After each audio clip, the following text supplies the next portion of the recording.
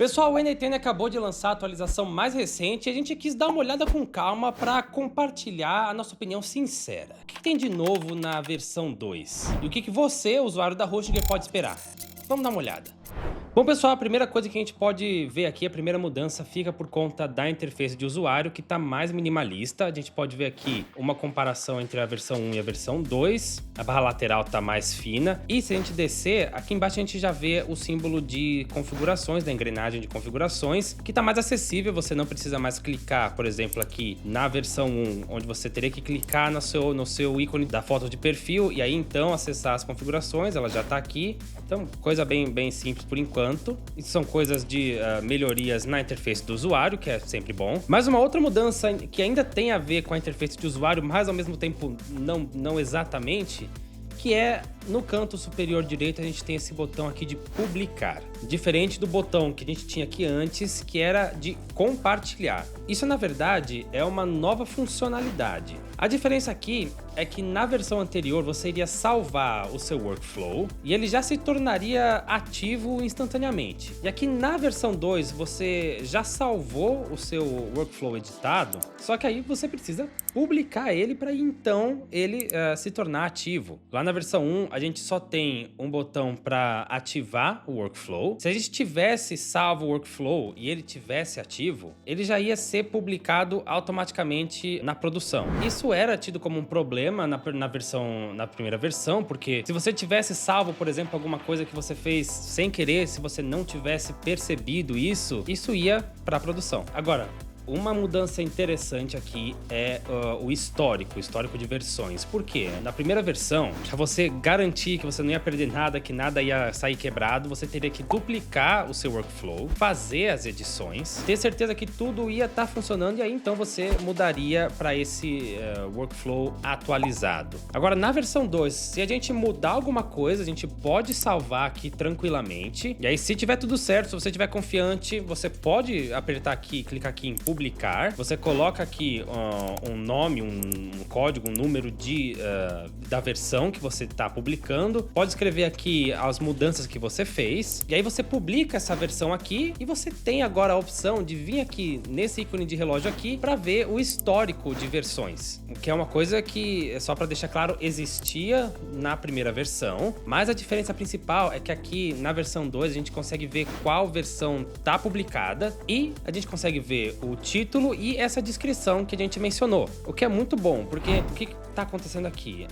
Eles estão fazendo uma função de salvamento automático. Na versão 1 seria complicado de fazer uma função de salvamento automático, porque se, vamos supor que você tenha feito uma mudança incorreta, algo que tenha zoado o seu projeto, e aí ele salva automaticamente. E aí todo o seu workflow fica com esse problema. Então a gente não tem mais esse problema aqui na versão 2. Então agora vamos falar um pouco sobre as atualizações de performance e segurança que também foram feitas. Então o que a gente acha que o pessoal do NTN está fazendo aqui é melhorar a performance para as versões que ainda vão ser lançadas. Isso era bem complicado de se conseguir com o código antigo. Então o que eles estão fazendo agora é melhorando o back-end da ferramenta e saindo desse código antigo. Todas essas mudanças, essas melhorias de performance e segurança, a gente pode ver aqui no changelog que eles publicaram aqui no site deles, da documentação da NTN, que o link tá aqui na descrição para vocês darem uma olhada também. Então, indo para essa estrutura melhor de back-end, vai permitir que o pessoal da NTN implemente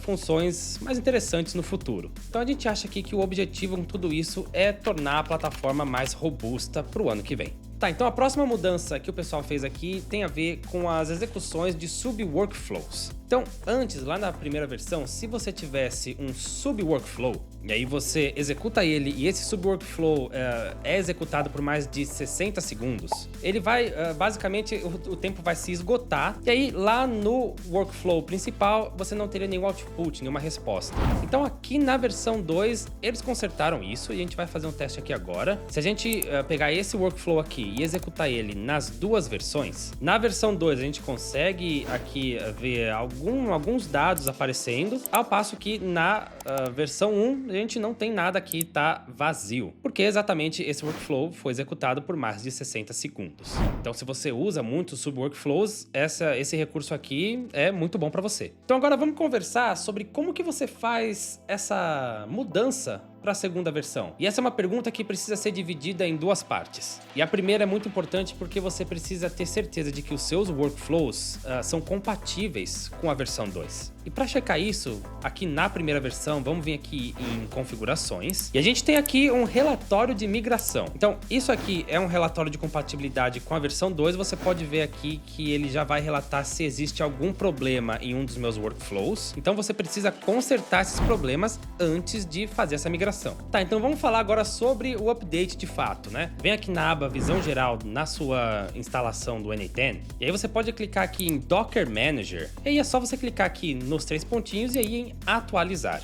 E aí é só isso, é só você esperar o Docker Manager atualizar a sua instância do NA10. Mas peraí, você não tem um NA10 auto-hospedado? Então você já pode adquirir o seu na Hostinger. Dá uma olhada no link aqui embaixo que vai te levar para essa página aqui e você pode selecionar o seu plano. E não se esquece de usar o cupom de desconto VPSBR10 para garantir 10% de desconto no seu plano. E falando sobre a Hostinger, sabia que nós somos a primeira empresa de hospedagem que tem um Node verificado dentro do NA10? Então vamos dar uma olhada nele aqui. Não importa se você está usando o NA10 na versão Cloud ou o NA10 auto-hospedado. Para você usar o Node de API da Hostinger, é só você vir aqui no símbolo de mais para procurar um novo Node. Aí é só digitar Hostinger e ele já vai aparecer aqui para você. É só instalar o Node e você já pode começar a usar. E aí o que você pode fazer com esse Node de API da Hostinger? Você pode gerenciar os seus serviços da Hostinger, como cobranças, VPS, domínios, a Hostinger Reach, tudo isso em um só lugar. Então, se você quiser automatizar os seus serviços de hospedagem dentro do NA10, é só você instalar esse Node e aí você já pode começar bem tranquilo. Bom, pessoal, essas foram as nossas impressões sobre essa atualização do NA10 por hoje. O que você achou? Você acha que é uma atualização realmente grande ou ela só tá preparando o terreno ali para 2026? Conta pra gente as suas primeiras impressões aqui nos comentários e aproveita também para conferir a nossa playlist sobre NA10. Não se esquece de se inscrever aqui no canal da Hostinger Brasil para não perder nenhum vídeo novo sobre esse assunto. Muito obrigado, pessoal, e a gente se vê no próximo vídeo.